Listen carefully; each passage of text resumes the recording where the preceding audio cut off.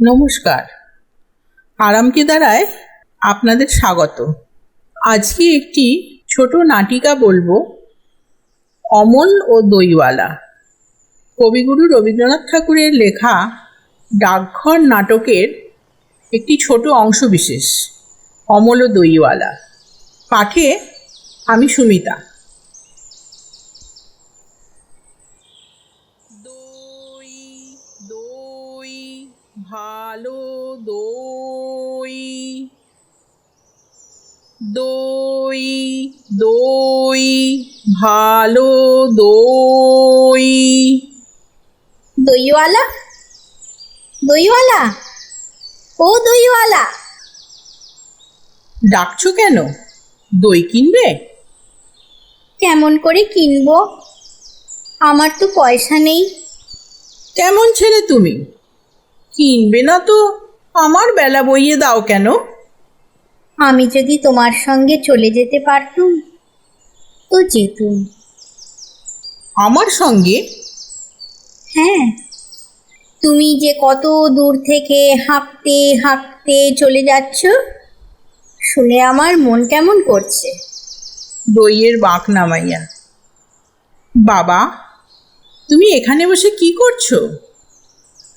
কবিরাজ আমাকে বেরোতে বারণ করেছে, তাই আমি সারাদিন এইখানেই বসে থাকি।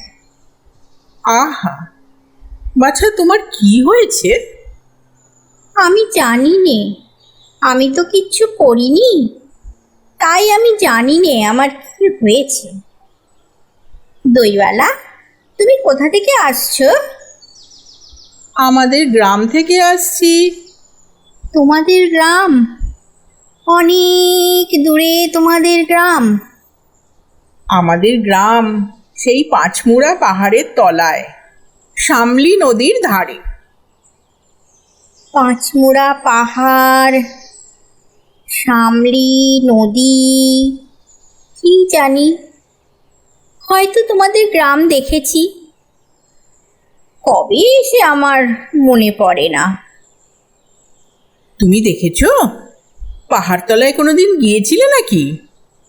না, কোনো দিন যাইনি, কিন্তু আমার মনে হয় যেন আমি দেখেছি। অনেক পুরনো কালের খুব বড় বড় গাছের তলায় তোমাদের গ্রাম, একটি লাল রঙের রাস্তার ধারে, না? ঠিক বলেছ বাবা। সেখানে পাহাড়ের গায়ে সব গরু চড়ে বেড়াচ্ছে। কি আশ্চর্য, ঠিক বলছো।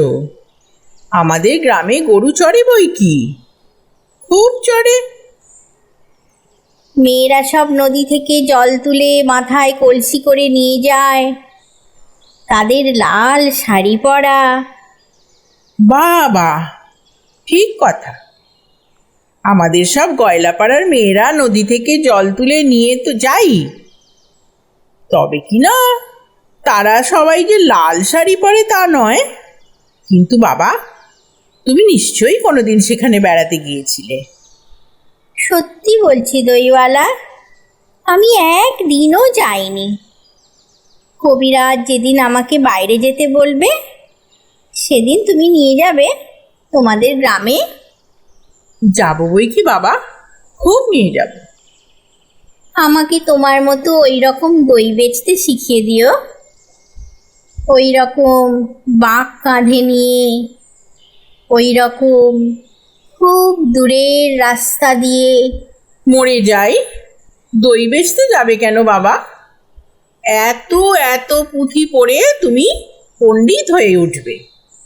না না, আমি কখনো পণ্ডিত হব না।